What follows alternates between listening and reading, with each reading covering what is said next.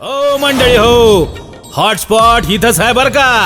तर मग चला चॅनलला सबस्क्राईब करा आणि घंटी नक्की वाजवा. याज्ञवल्क्यजींनी दोन्ही हात जोडून सर्वच ऋषीमुनींच्या आणि आपल्या गुरुकुलामध्ये असलेल्या सर्व सत्शिष्यांच्या हृदयामधला प्रश्न विचारला. प्रभू, हमें प्रभु श्री रामचंद्र भगवान की कथा सुनाइए. विनंती केली, अनेक प्रश्न विचारले, त्यातला हा एक प्रश्न. याज्ञवल्क्यजींनी सर्वांना आशीर्वाद दिला आणि याज्ञवल्क्यजी कथा सांगू लागले. भरद्वाजी, मी आपल्याला रामकथा सांगणार आहे, पण ही रामकथा पहिल्यांदा खरा श्रोता आपल्या घरामध्येच असतो. खरा श्रोता फक्त ऐकवण्याची हातोटी नवऱ्याला जमली पाहिजे, नाही तर कार्यक्रम उलटा झालेला आहे. पूर्वीच्या काळामध्ये माय बहिणी हो, आमच्या 90 वर्षाची म्हातारी माय, जिच्या कपाळाला भलं मोठं कुंकू असायचं, तिला जर विचारलं ना मालकाचं नाव काय, तर मागं गेलेला पदर जराशी पुढं सरकवायची आणि विचारणाराला म्हातारी आई सांगायची, समोरच्या मंदिरामध्ये कमरेवर हात ठेवून जो विटेवर उभा आहे ना, तो मग ह्या मालकाचा नावकरी आहे. मग समोरचा अंदाज लावायचा, इठोबा नाव आहे का म्हाताऱ्याचं, इठोबा. 90 वर्षाची माय आपल्या पतीचं नाव घेत नव्हती. 90 वर्षाची मोठ्या कोकावाली. म्हणजे एवढी शालीनता, एवढी संस्कृती, एवढी विनम्रता आमच्या घरात होती. पूर्वीच्या काळामध्ये सासऱ्यानं जर सुनाला आवाज दिला, सुनबाई, तर सुनबाई तेवढ्याच प्रेमळ मृदू आवाजामध्ये सासऱ्याला म्हणायची, जी मामनजी जी. पण आता उलट झालंय मावशी. आता जर का सासऱ्यानं सुनबाईला आवाज दिला, सुनबाई, तिकून प्रेमानं जी मामनजी असं येत नाही. काय आहे, काय आहे, इतका जोरात आवाज येतो ना, एका ठोक्यातच त्याच्या कानातून धुपट निघतं त्या म्हातारे, डोळेच फिरतात गरगर. एवढं जोरात काय आहे गेल्यानंतर काही हिम्मत आहे म्हातारीची जेवायला मागायची? काय नाही बाई, काय नाही, सहज म्हटलं. इतका दर्जा आमच्या घरातला घसरलाय, आमच्या घरातला राम गेला. 2 सुना एकमेकीला भेटू द्या. तात्या, त्या का रामायणातल्या गोष्टी सांगतात का? आणि तुला काय सांगू बाई, मही सासू आसी, तिनं असं केलं, तिनं तसं केलं. 2 सासा भेटू द्या, त्या का हरिपाठातले अभंग म्हणतात का? आमची इकडे गेली, आमची तिकडे गेली, आणि तू आपली आहे म्हणून तुला सांगते, कोणाला सांगू नको. याच गोष्टी. आमच्या घरातला राम गेला. काय पूर्वीचा काळ असायचा. पूर्वीच्या काळामध्ये घरामध्ये, दारामध्ये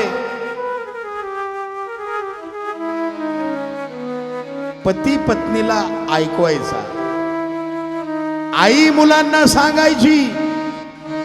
राजमाता जिजाऊ साहेबांनी शिवाजी राजाला महावीरांच्या, महापुरुषांच्या कथा सांगितल्या, तेव्हा महाराजांनी हिंदवी स्वराज्य निर्माण केले. आज आम्ही आमच्या लेकरांना सांगतो काय? राम नाही, कृष्ण नाही, शिवछत्रपती नाही, कोच नाही. मुलं जर नरवीर, शूरवीर, पवनसुत हनुमानजी सारखे भक्तिमान, कीर्तिमान जर जन्माला आणायचे असतील, तर अगोदर पतीनं पत्नीला सांगावं, पण पत्नीनं पतीला विचारावं. याज्ञवल्क्यजी सांगतात, भारद्वाजजी भगवान भोलेनाथ शिव शंभो एक बार त्रेता युग माही शंभु गए कुंभजर सिपाही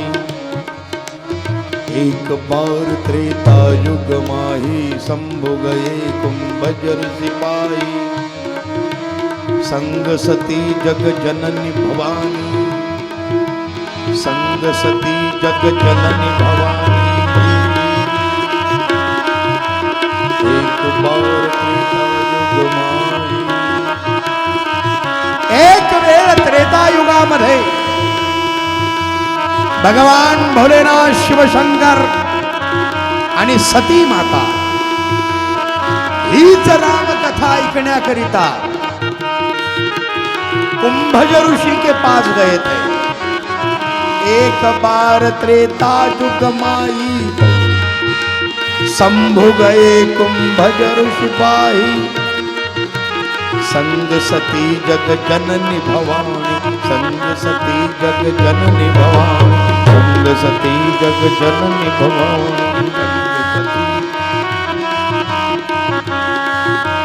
कुंभज ऋषी म्हणजे अगस्त्य ऋषी।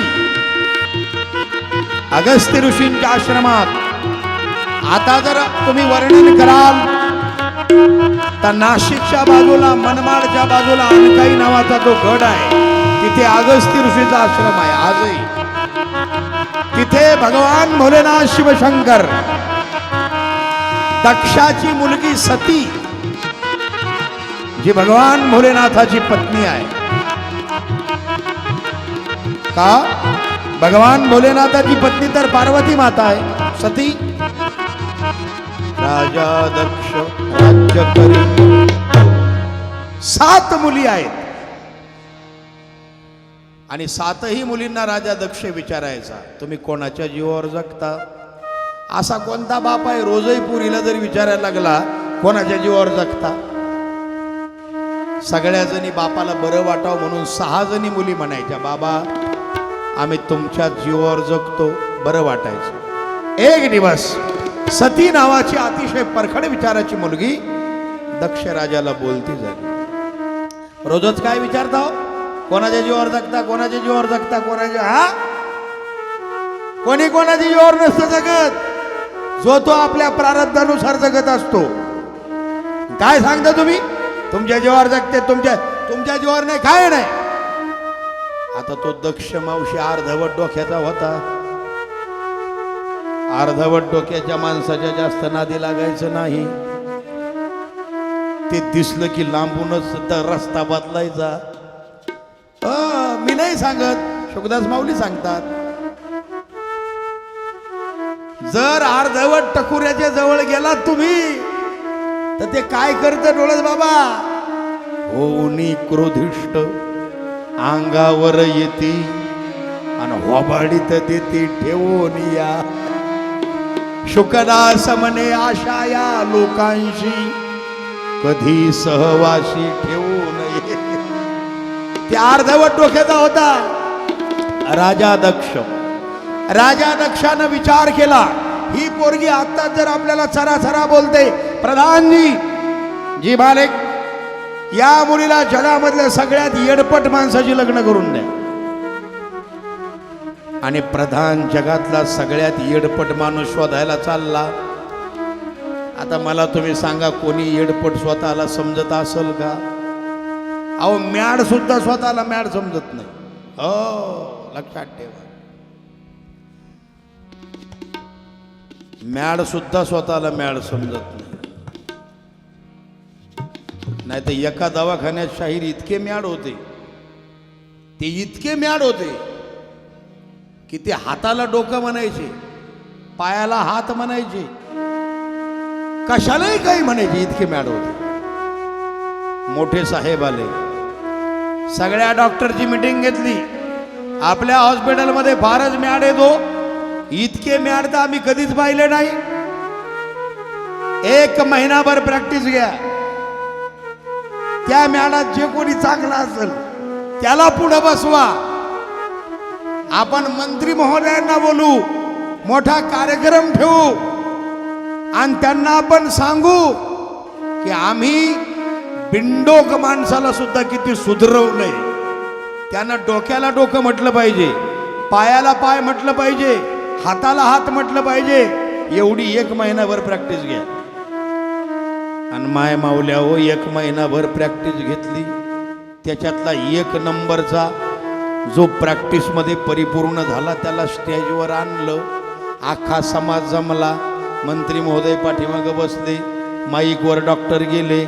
बाजूला तो पठ्ठ्या उभा केला. त्याची परीक्षा घ्यायची होती. डॉक्टरनं माईकवर सांगितलं, बंधू भगिनींनो, आमच्या दवाखान्यामध्ये इतके म्याड होते की ते कशाला काय म्हणतील याचा नेम नव्हता. 1 महिनाभर आम्ही तयारी केली. आणि हा बाजूला जो उभा आहे हा बघा, मी जे प्रश्न विचारील त्याचे बरोबर उत्तर देणार, तुम्ही फक्त टाळ्या वाजवायच्या. लोकांनी डबल टाळ्या वाजवल्या. आणि मग डॉक्टरनी त्या मॅडला विचारलं मंत्र्यादेखत, याला काय म्हणतात? तो म्हणला हात. उत्तर बरोबर आलं. लोकांनी टाळ्या वाजवल्या. त्यानं सांगितलं याला काय म्हणतात? ते मॅड म्हणला छाती. लोकांनी टाळ्या वाजवल्या. सगळे प्रश्न विचारले, उत्तर बरोबर आले. आणि मग त्या डॉक्टरने शेवटचा जो प्रॅक्टिस मध्ये नव्हता असा प्रश्न विचारला की हे सगळे उत्तर तू बाबा बरोबर दिलेस, याचं श्रेय तू कोणाला देतो? आता डॉक्टरला अपेक्षा होती बा की डॉक्टर साहेब तुम्हाला, मंत्री महोदय आले, ते तुमचे आमची तयारी करून घेणाऱ्या सर्वांना श्रेय देतो. पण त्यानं सगळे उत्तर बरोबर दिले आणि तो म्हणला श्रेय प्रिय काय नाही, आपलं डोकंच तर फार चांगलं चालतंय. म्हणजे त्यानं सगळं बरोबर म्हटलं आणि गुड घ्यायला डोकं म्हटलं. आखं पाण्यात गेलं. गोपाल कृष्ण भगवान. असा तो दक्ष मॅड होता. त्यानं मॅड जावई शोधायचा प्रयत्न केला, पण मॅड जावई सापडला नाही. प्रधानजी घाबरले. जर आपण असंच रिकाम्या हातानं गेलो तर मालक तर डबल मॅड आहे. ते इतकं हानील, इतकं हानील, कितकं हानील. अंगावर दगड टाकल्यावर त्याच्यावर पुन्हा दगड टाकील, इतकं हानील. त्याच्यामुळे आपण काहीतरी केलं पाहिजे. म्हणून एका मसनवाट्यामध्ये एक ध्यान दिसलं. स्मशानेश्वा क्रीडा स्मरहर पिशाचा सहचरा चिताभस्मालेप सर्गपिनो करोटी परिकर अमांगल्यम शीलम. असं एक ध्यान पाहिलं. भूते वेताळ नाचती हर्षयुक्त उमापती.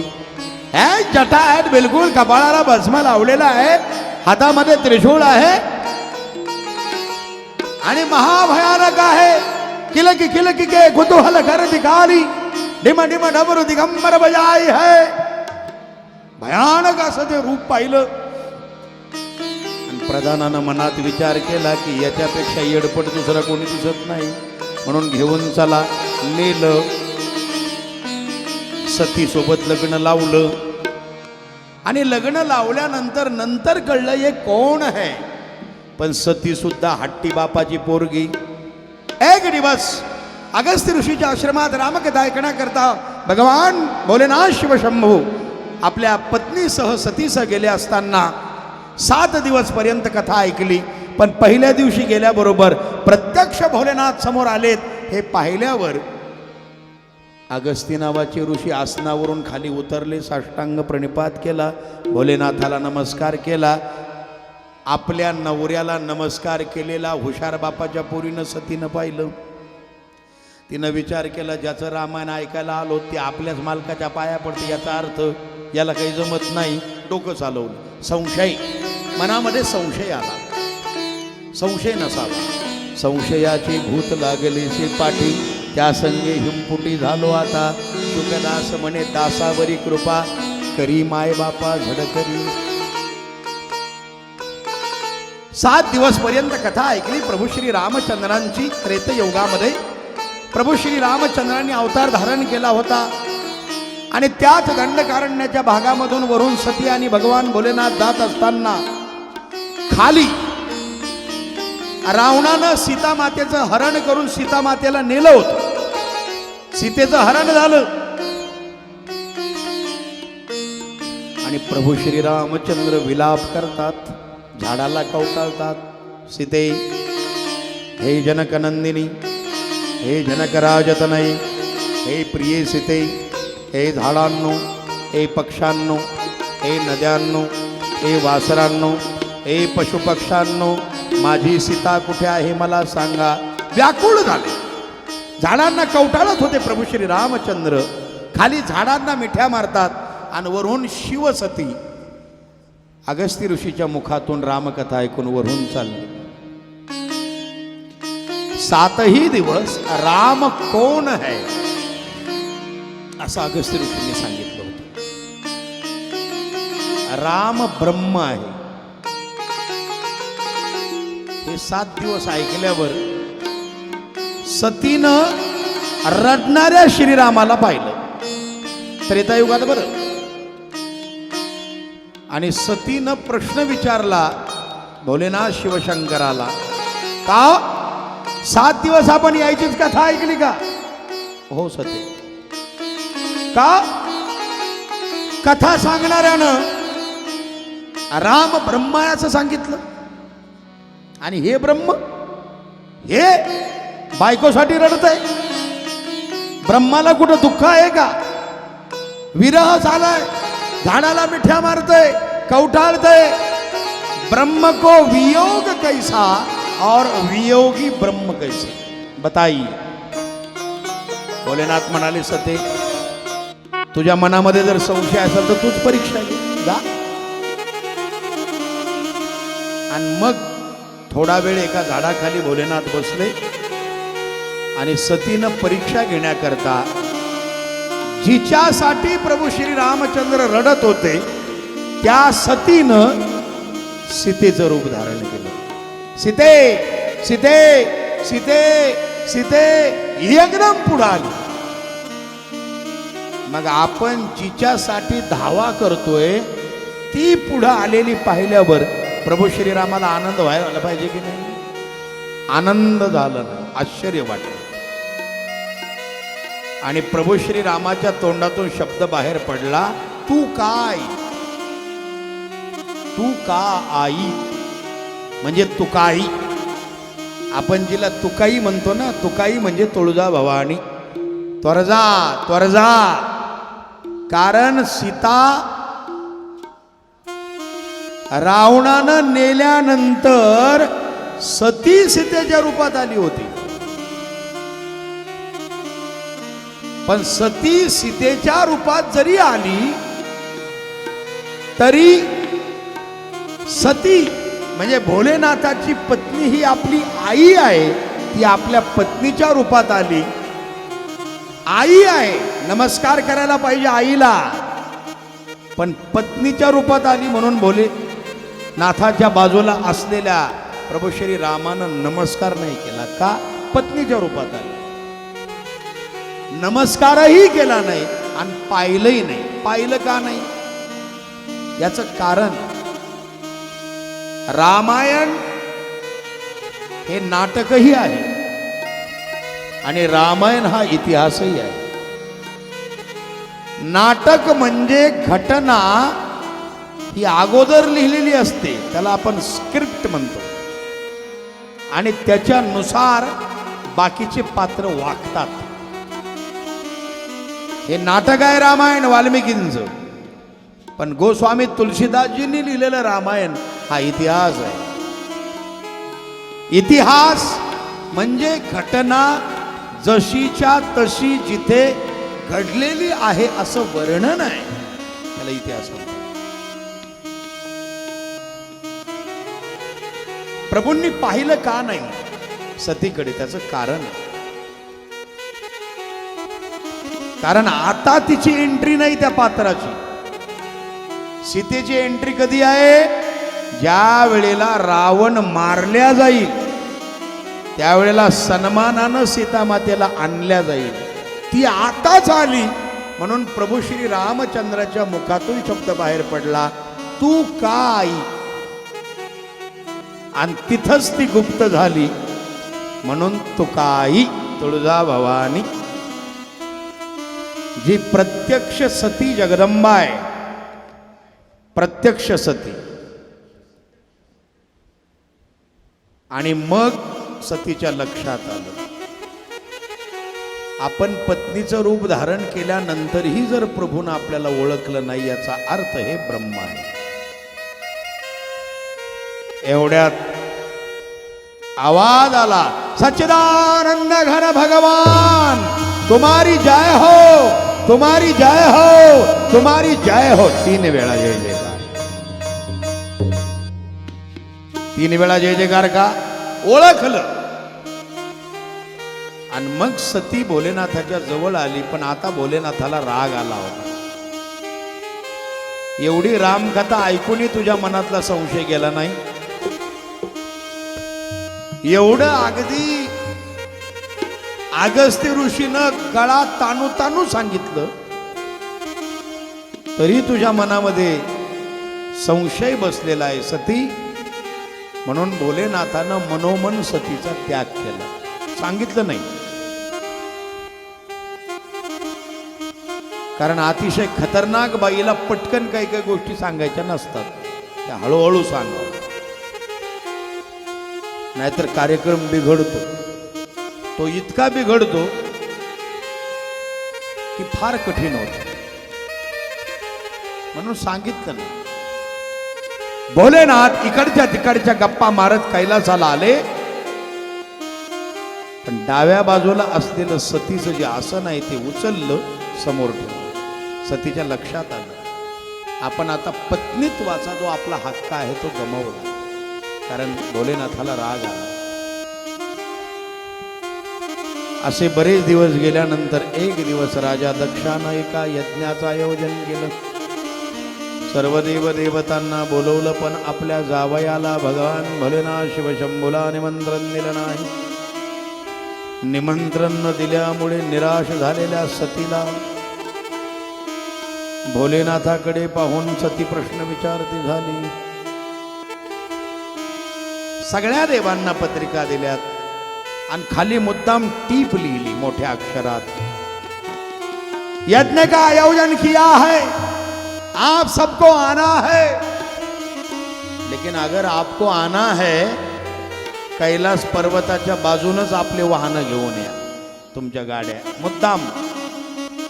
आणि मग सगळे जायला निघाले. सतीनं पाहिलं, भोलेनाथाला विचारलं, हे सगळे देव कुठे चाललेत प्रभू? सती, तुझ्या वडिलांनं मोठा यज्ञ आयोजित केलेला आहे, सगळ्या देवांना बोलवलंय, पण आपल्याला निमंत्रण नाही का? एक छोटंसं कारण होतं. दक्षाला प्रजापती पद मिळाल्यानंतर देवसभेमध्ये ज्यावेळेला दक्ष आला, सगळे देव उठून उभे राहिले, पण जावई असलेले भगवान भोलेनाथ समाधीमध्ये असल्यामुळे सासऱ्याचे पुढे उठून उभे राहू शकले नाही. सासरा प्रेम करणारा असला पाहिजे, पण हा सासरा लय खतरनाक होता. त्यानं पाहिलं, कारण दक्षाला पद मिळालं होतं, प्रजापती पद. आणि जेव्हा पद मिळतं ना, त्या पदाच्या पच्या कोपऱ्यात एक झिरो लागतो, पचं म होतं. पद आलं की मद निर्माण होतं. अभिमानानं गर्वानं ताटलं फुगलं. तुम्ही पहा, अर्ध्या हळकुंडानं पिवळं झालेलं ऑफिसमध्ये गेल्यानंतर किती लोक उभे राहिले त्याच्याकडे नाही पाहत. आपण गेल्यावर किती खाली बसलेले तेवढं पाहतोय आणि मग मनात विचार करतो, तू खाली बसला ना, मी आल्यावर मग तुला दाखवतो, थांब जरा. नेमकं तेच झालं. भोलेनाथ काही उठले नाही, त्याचा राग दक्षाला आला, म्हणून यज्ञाचं आयोजन केलं.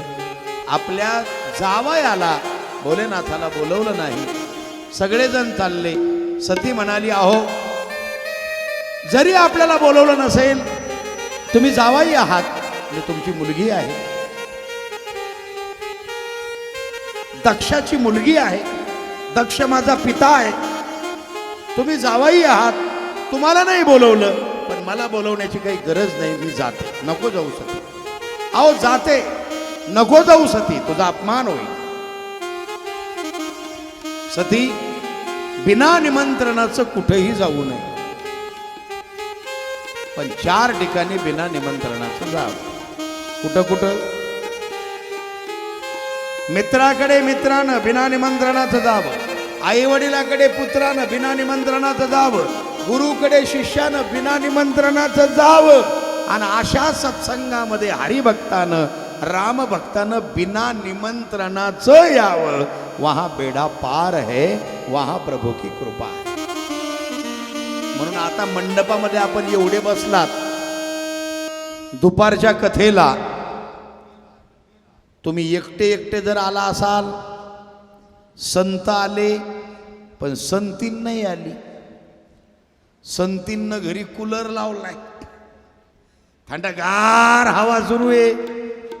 तुम्ही जा रामायणाला, मी टीव्हीवरच पाहते, असं जर म्हणत असेल घरची मालकीन, तर तुम्ही तिला सांगा 4च दिवस समाधी सोहळा आहे बाई, मंडपात बसून कथा ऐकावी. आणि जर मालक म्हणत असतील नाही नाही लय गरमी होते मला, रामायण सांगणारा नळडा कोल्डा होईपर्यंत रामायण सांगतो, त्याची तर जरा कदर कर, असं तुम्ही सांगा.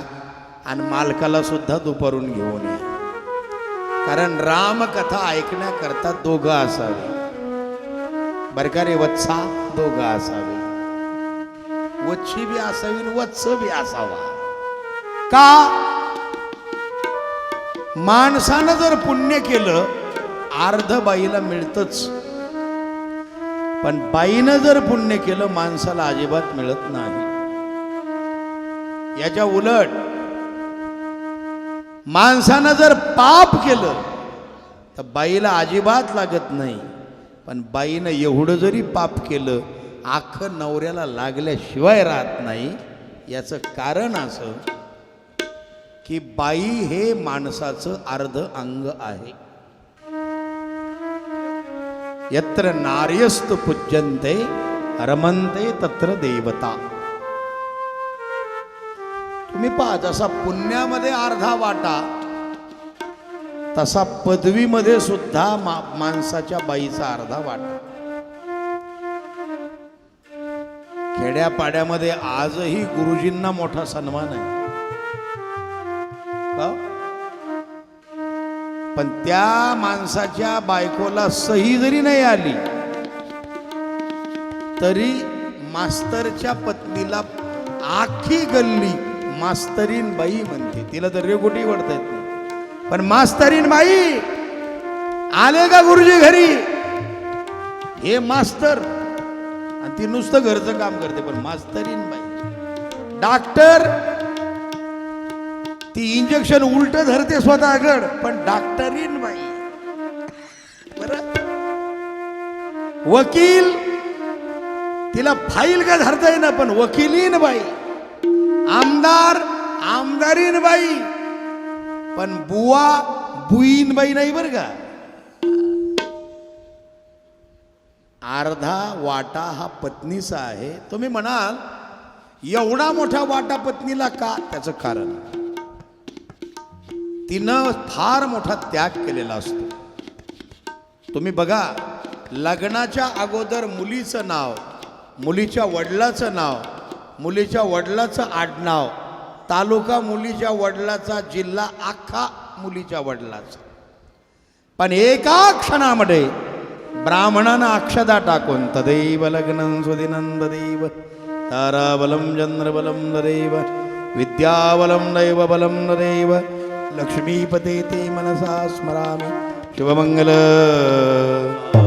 बस सावधान झाल्याबरोबर एका क्षणात इकडचं बापाचं सोडते आणि दुसऱ्या दिवशीपासून नवऱ्याचं नाव, पुढं नाव नवऱ्याचं, आडनाव नवऱ्याचं, गाव नवऱ्याचं, तालुका नवऱ्याचा, जिल्हा नवऱ्याचा, सगळं पतीचं स्वीकारते. एका क्षणामध्ये त्याग करण्याची क्षमता आमच्या मायमावल्यामध्ये आहे. म्हणून तिचा वाटा जास्त आहे, म्हणून तिनंही आणि मालकानंही दोघांनीही कथा ऐकण्याकरता यावं, या कथेचा आनंद. राम राम जय राजा राम, राम राम जय राजा राम, भजन करो. राम जय राजा राम, राम राम जय सीता राम, राम राम जय राजा राम, राम राम जय सीता राम, जिंदगी तारा करने वाला नाम, राम राम जय मेरा श्री राम. राम राम जय राजा राम, ताली, ताली. राम जय सीता राम, राम राम जय राजा राम, राम राम जय सीता राम, राम राम जय राजा राम.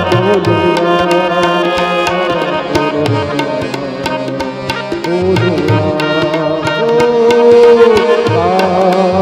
राधे राधे. जय हो, जय हो. राम राम जय राजा राम, राम राम जय सीता राम, राम राम जय राजा राम, राम राम जय सीता राम, राम राम जय राजा राम, राम राम जय सीता राम, राम जय राजा राम, राम जय सीता राम, राम जय राजा राम, राम जय सीता राम. जय श्री राम. ताली ताली. भजन करो, बड़ा आनंद आएगा. जय राजा राम, राम राम जय सीता राम. शास्त्राभ्यास नको, श्रुती पढू नको, तीर्थासी जाऊ नको, तीर्थे नको, तीव्रे तपेती नको, काहीही करणे नको. ए बाबा, काळाचे भय मानसी धरू नको, दुष्टास शंकू नको. अरे मनवा, ज्याची या स्मरणे पतित तरती, तो शंभु सोडू नको. पतितों को पावन करने वाला वो मेरा नाम तुझे हर हर भरवेगा देवा. जय हो. ये देखो हर हरिहर हर तीर्थ. भरवेगा देवा. शंकरा शंकरा शंकरा, जय हो. नाम तुझे भरवेगा शंकरा, नाम तुझे भरवेगा टाळी, टाळी, शंकरा. टाळी. 2 मिनिट. नाम तुझे भरवेगा शंकरा, जय हरिहर. नाम तुझे भरवेगा शंकरा. हर हर भरवेगा देवा, हर हर भरवेगा देवा, हो हर हर भरवेगा देवा, हर हर भरवेगा देवा, हो हर हर भरवेगा देवा. जय हो. शंकरा शंकरा, जय भोलेनाथ. तुझे भरवेगा शंकरा, नाम तुझे भरवेगा शंकरा, नाम तुझे भरवेगा शंकरा. शंकरा शंकरा शंकरा शंकरा शंकरा शंकरा. जय भोलेनाथ. शंकरा, नाम तुझे भरवेगा शंकरा, नाम तुझे भरवेगा शंकरा, नाम तुझे भरवेगा शंकरा, भरवेगा शंकरा, भरवेगा शंकरा. जय हो भोलेनाथ. दोन्ही हात वर करा. नम पार्वती पतये. हर हर हर हर महादेव.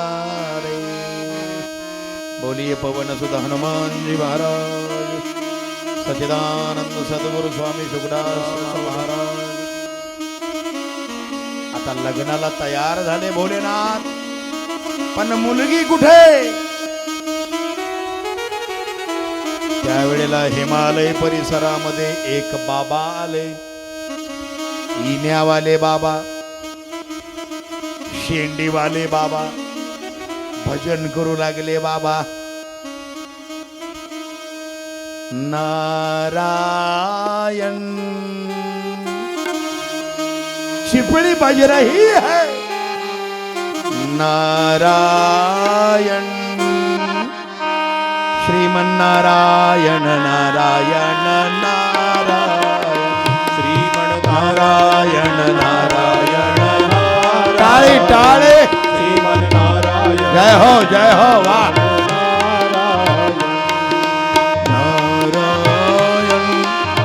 नारायण नारायण नारायण नारायण नारायण भजन करा माई बहिणी हो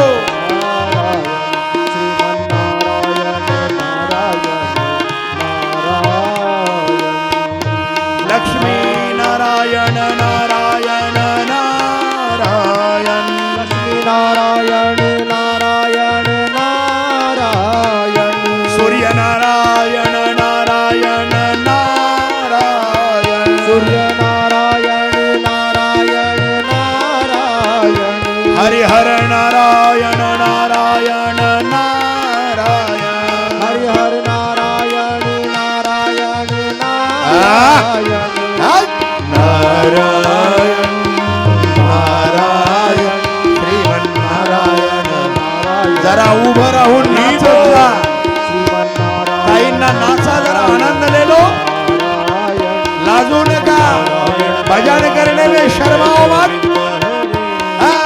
नारायण नारायण जय जय गोपाल जय हो। हरे नारायण नारायण जय जय गोविंद हरे नारायण वा वा वा नारायण टाळी जय वाजवा गोविंद मावशी करता टाळी नारायण आहा नारायण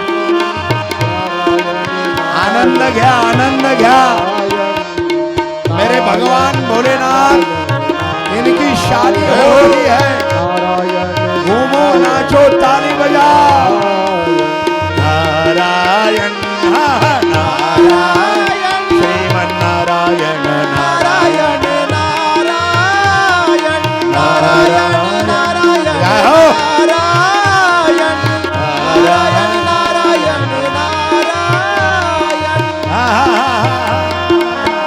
नारायण नारायण श्रीमन्नारायण नारायण नारायण जय हो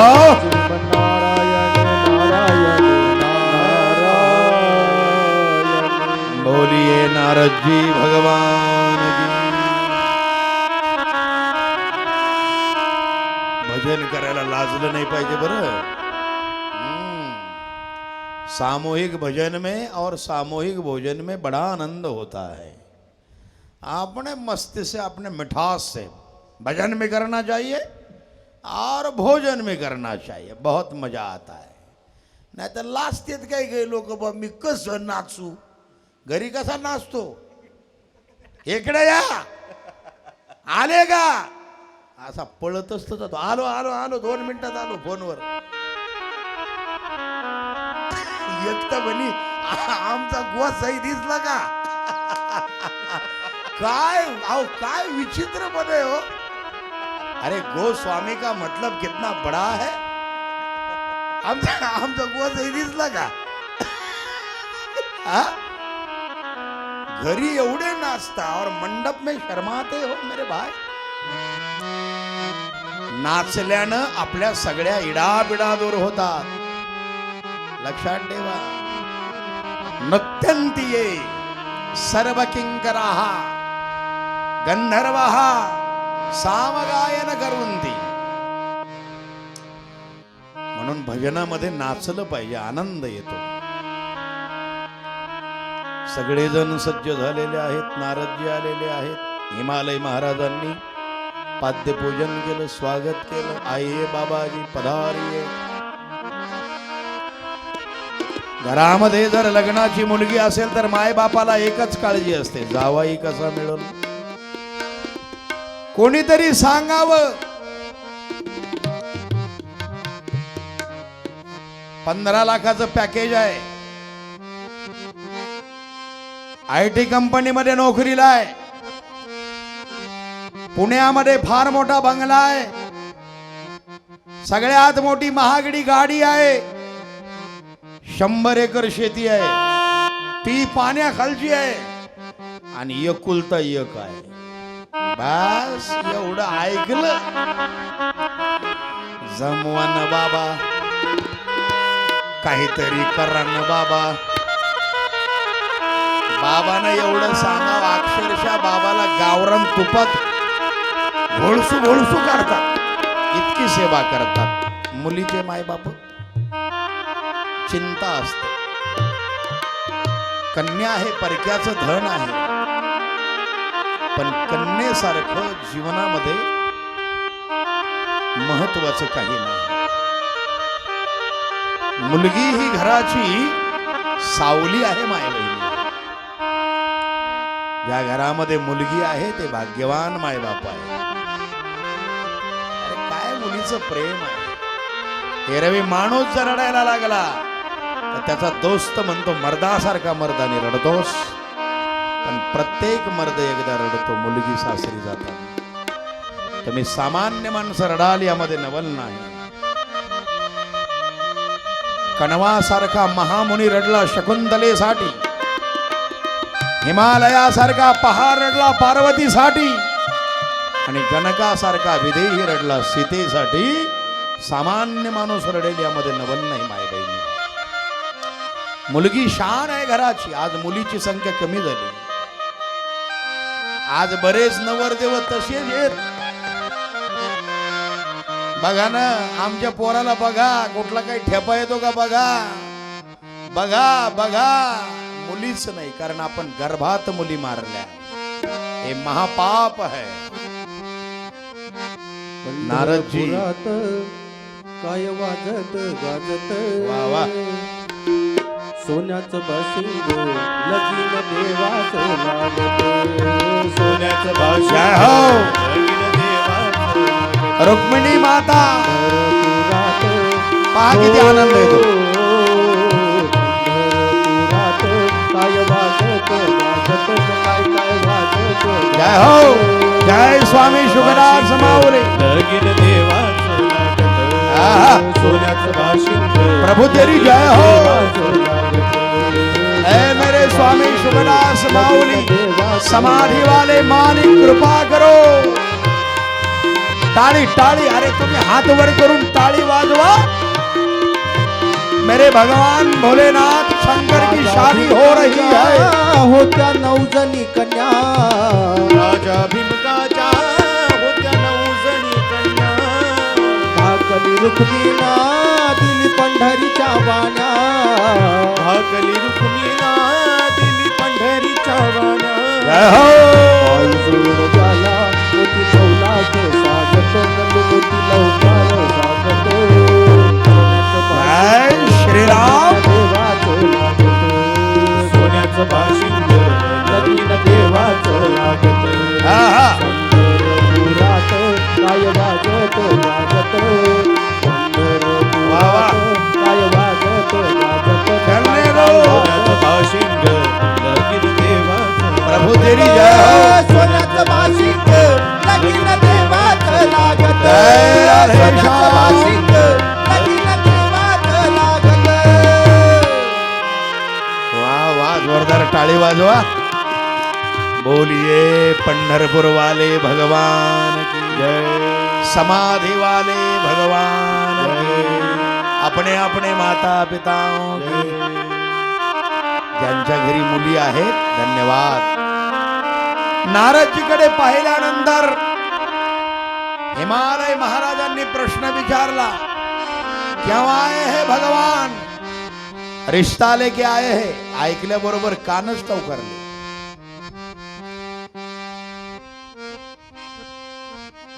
हा शब्द ऐकल्याबरोबर मैना माता, पार्वती मातेच्या आई, सगळ्यात जास्त आनंद झाला. पाद्यपूजन केलं. गुरुवर बहुत बहुत धन्यवाद है आपको. आमच्या पार्वती करता नवरदेवाचं तुम्ही घेऊन आलात सोयरी. रिश्ता लेके आए, धन्यवाद. पण पार्वती मातेला नाही आवडलं.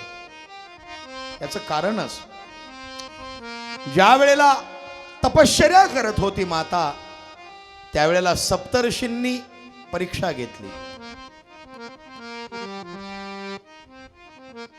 सप्तर्षी म्हणू लागले, अगं पार्वते सुंदर राजकुमार बघ, त्याच्याशी लग्न कर. सप्तर्षीला वाकड तिकडं बोलून हाकलून लावलं पार्वतीने. साधु हो गए, अपने घर के साधु है, हमें मर्यादा सिखाई गई है महाराज. अगर आप मेरे भगवान भोलेनाथ शिव शंभू के बारे में कुछ गलत सलत बोलोगे तो मैं आपका अपमान करूंगी, निकल जाओ यहां से. गेले का सप्तर्षींनी सांगितलं, भोलेनाथा इरादा पक्का आहे मातेचा. आणि मग भोलेनाथ शिव शंभूंनी एका म्हाताऱ्या वृद्धाचं रूप धारण केलं आणि पार्वती मातेजवळ आले. ते रूप पाहिल्यानंतर भोलेनाथाच्या मनामध्ये सुद्धा जन्म जन्मांतरीची ही आपली सखी, मनामध्ये अंतःकरणामध्ये स्नेह निर्माण झाला. रूप पालटलं. मग एका सुंदर बटूचं रूप धारण केलं आणि भोलेनाथ शिवशंभूची बुराई करायला सुरुवात केली. अगं काय करतेस, काय त्या महादेवाचं खरं आहे, त्याच्यासाठी तपश्चर्या करते, मसानवाट्यात राहतो, मुडद्याचं भस्म अंगाला लावतो, चितेच्या जवळ झोपतो, वल्ल गच लथपथ झालेलं हत्तीचं कातड, रक्तानं माखलेलं कातड पांघरतो. त्याच्या आजूबाजूला माणसं नाहीत, भूते खेते आहेत. आणि अशी तू लग्न करणार. एक दोन वेळेला बरं वाटलं, पण इतका राग आला, पार्वती मातेनं भला मोठा दगड उचलला, फेकून मारणार. एवढ्यात मेरे त्रिपुरारी भगवान भोलेनाथ स्वयं प्रकट हो गए. धन्य है पार्वती, धन्य है तुम्हारा निश्चय, मेरा आशीर्वाद है, मैं ही तेरा वरण करूंगा. आणि इकडे नारद जी सांगतात, रिश्ता लेके आए है. पार्वती मातेला वाटलं दुसराच रिश्ता घेऊन आले का काय, आवडलं नाही. पण ज्या वेळेला वर्णन सुरू झालं, नवरदेव आहे, त्याचं पांढरीवर घर नाही, काळीवर शेत नाही, त्याला माय नाही, त्याला बाप नाही, भस्म धारण करने वाला है, मुंड की माला धारण करता है, नंदी पे बैठता है. जसं जसं वर्णन पुढे जाऊ लागलं तसं तसं पार्वती मातेला बरं वाटू लागलं. आणि हिमालय महाराज आणि मैना माताचा चेहरा पडायला लागला. ज्याला घर नाही, ज्याला वावर नाही, जो नुसता हिंडतो, जो जोगी है, जो अमंगल वेशधारी है, असा जावाई कोणाला पाहिजे सांगा बरं. पार्वती माता खुश. शेवटी पार्वती मातेनं आपला निर्णय सांगितला, नाईलाज झाला.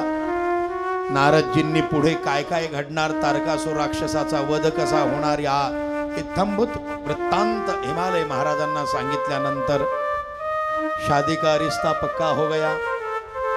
अब शादी की तैयारी हो रही है. भोलेनाथ शिव शंभू, पार्वती माता दोघही जण आता अगदी आनंदामध्ये आहेत. आपल्याला वेळ नसल्यामुळे लवकरात लवकर लग्न होणार आहे. इकडच्या वऱ्हाडणी, इकडचे वऱ्हाडी सगळेजण तयार राहा. लग्न घटिका जवळ येत आहे. पाहुणे राहुणे जेवून खाऊन तृप्त होऊन मोकळे चाकळे मंडपात येऊन बसलेले आहेत. वऱ्हाडी वाजंत्री लग्नाची लगीनघाई दिसून येत आहे. एवढ्यात नवरदेवाच्या मेकअपला सुरुवात झालेली आहे. इकडे हिमालय परिसरामध्ये मंगलवाद्य वाजायला लागलेले आहेत. चलो री सखियां, हमारी पार्वती दीदी की शादी है, शादी में सब सम्मिलित हो जाओ. इकडे भोलेनाथ भगवान शिव शंभूला नवरदेव तयार करण्याकरिता 4-5 भूताखेतांनी पकडले. मालिक आइए, स्नान कीजिए. खळखळ खळखळ वाहत्या पाण्यात आंघोळ केली भोलेनाथानं. मेकअप जरा कालचा कमी झाला. ताज मिलेलं होतं एक, नेमकं झीजलं होतं मावशी. पांढरी फटक राख होती त्याची. वाकड्या तोंडाचं, एकाच डोळ्याचं, जे अतिशय उंच, एक इतकुस बुटक, असे 2-4 भूत पळाले. त्याने ती राख आणली. भोलेनाथाचा मेकअप सुरू झाला. एका भूतानं पाहिलं, गळ्यातला जरा जुना झाल्यासारखा वाटतोय. आप पावरफुल लाएंगे, एक लहरिया लाएंगे, जिसने फुस करने के बाद नुसता फुतकऱ्यानंच पुढचा मेला पाहिजे असा ओरिजिनल नाग आणला पकडून. भोलेनाथाच्या गळ्यात नाग घातला. दंडामध्ये बारकाले पिल्ले घातले. पायामध्ये बारकाले नागाचे ओरिजिनल फणा काढणारे. कमरेला भला मोठा नाग आवडला.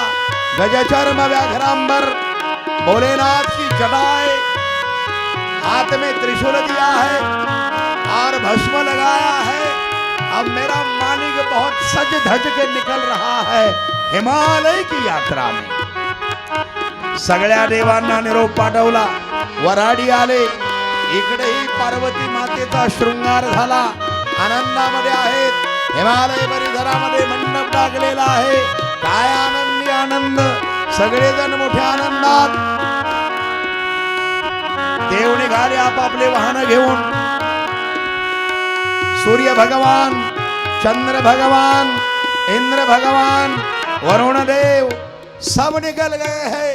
लक्ष्मी जी आवो, माटी रंधावो, आज मुरे पिया घर आवेंगे. जय हो. चौक पुरावो, माटी रंधावो, आज मुरे पिया घर आवेंगे.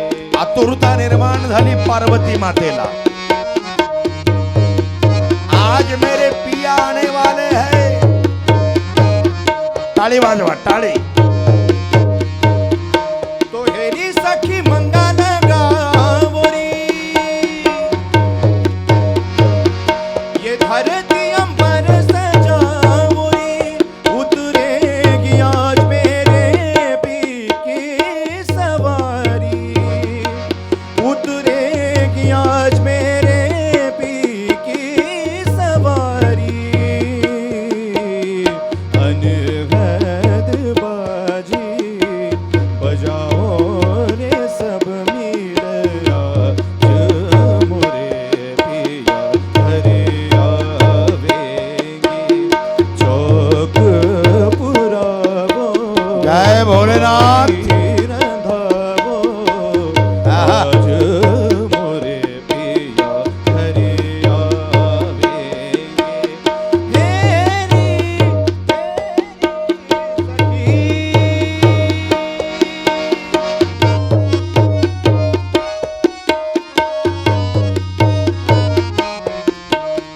लक्ष्मी जी आवो, माटी रंधावो,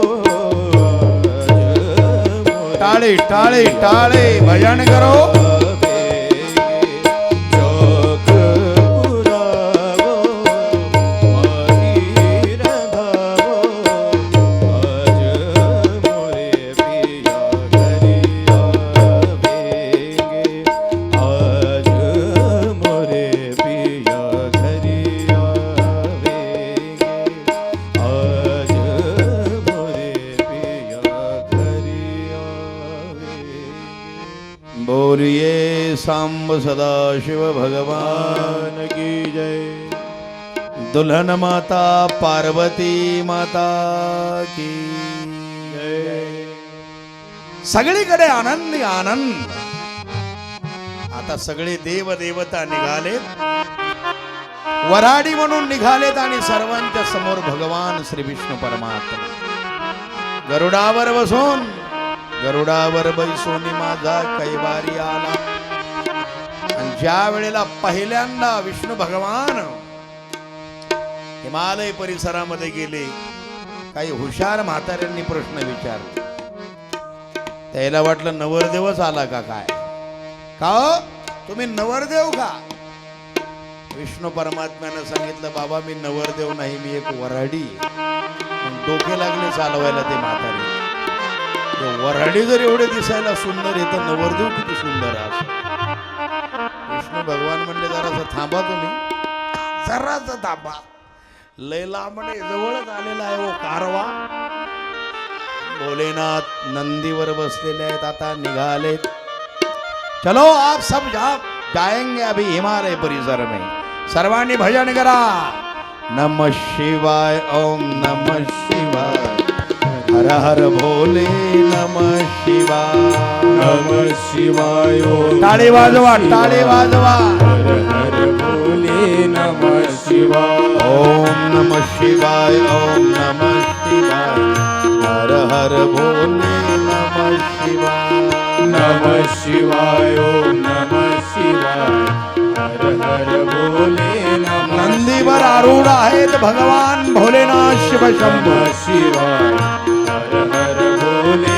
आजूबाजूला भूत खेत नाचतात. हिमालय परिसरामध्ये नवरदेवाच्या स्वागताकरिता नमः शिवाय ओम नमः शिवाय. लहान लहान मुलं आहेत, भोले नमः शिवाय. माय माऊली नमः आहेत, शिवाय ओम नमः म्हातारे माणसं आहेत. हर हर भोले नमः शिवाय. शिवगण नाचायला लागले. नमः शिवाय हर हर भोले. त्रिशूळ डमरू वर करून नाचताय. नमः शिवाय ओम नमः शिवाय. स्वर्गामध्ये देव देवता पुष्पांचा वर्षाव करताय. नमः शिवाय ओम नमः शिवाय हर हर. सगळे आनंदामध्ये नाचताय. नमः शिवाय ओम नमः शिवाय हर हर भोले नमः शिवाय. नंदी पे बैठे हुए हैं मेरे भोले बाबा. हिमालय परिसर में आ गए भोले बाबा. ओम नमः शिवाय. हा हा हा हा नाचायला लागले. नमः शिवाय ओम नमः शिवाय हर हर भोले नमः शिवाय. ओम नमः शिवाय ओम नमः शिवाय हर हर भोले नमः शिवाय. गंगाधरा शिव गंगाधरा हर हर भोले नमः शिवाय. गंगाधरा शिव जटाधरा हर हर भोले नमः शिवाय. गंगाधरा शिव गंगाधरा हर हर भोले नमः शिवाय. हा हा हा राय शिव जटाधरा टाळी. हर हर भोले नमः शिवाय. जटाधरा शिव जटाधरा हर हर भोले नमः शिवाय. गंगाधरा शिव जटाधरा हर हर भोले नमः शिवाय. जवळ आली वरा. बाराती आ गए हैं हिमालय परिसर में. आणि जसे जवळ आले तसं लहान लहान लेकरांना पाहिलं. सगळे भूत खेत नाचत येतात. भूते वेताळ नाचती. भूते वेताळ नाचती. भूते वेताळ नाचती. भूते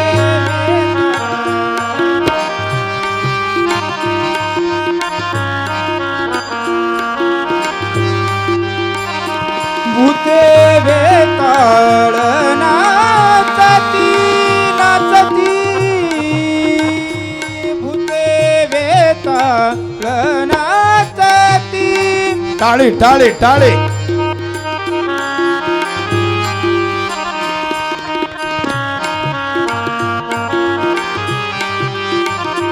हर्षयुक्त उमापती. हर्षयुक्त उमापती. भूते वेताळ नाचती. जय शिवशंभो. भूते वेताळ जय. नाचती. भूते वेताळ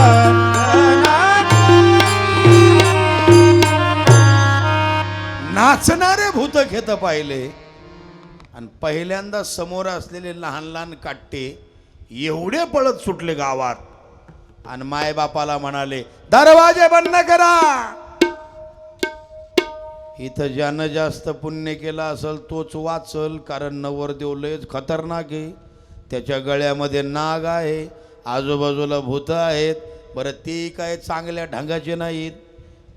एकाला एक डोळा, एक भलतंच उच, एक अतिशय ठेंगू, काही वाकडे तिकडे, ज्यांच्या जिभा लांब, अशा अकराळ विकराळ भूत आहेत. पळत गेले, दरवाजे बंद केले. बायानं तर दरवाजे आतून लावून घेतले मावशी, पक्के कुलप लावले. वरच्या गच्चीवर गेल्या, म्हातारे कोतारे म्हाताऱ्या सगळे वर घातले. आता कोणीच नाही, फक्त जे जे काही जरा धट होते गावामधले तेवढेच तिथं थांबले. आणि एवढ्यात माझ्या भगवान भोलेनाथ शिवशंभूचा तो कारवा बहुत आनंद विभोर मद मस्ती में हिमालय परिसर में आ गया. आल्या बरोबर, अरे लख लख लख लख लख लख माझ्या भोलेनाथाचं ते अद्वितीय तेज. आणि त्या ठिकाणी पहिल्यांदा सासूबाईनं ओवाळायला हातामध्ये ताट घेतलं. पंचारतीचं ताट ओवाळत असताना, जावई बापूला गंध लावत असताना, गळ्यामध्ये असलेल्या त्या नागानं केल्याबरोबर हातातलं ताटच खाली पडलं. चक्करच आली सासूबाईला. मनामध्ये विचार आला, ज्याच्या गळ्यामध्ये एवढा मोठा भयानक विषारी नाग आहे, ह्या पोरीचं कसं होईल. गोस्वामी तुलसीदासजीवर हो मंडळी हो, हॉटस्पॉट इथंच आहे बर का. तर मग चला चॅनलला सबस्क्राईब करा आणि घंटी नक्की वाजवा.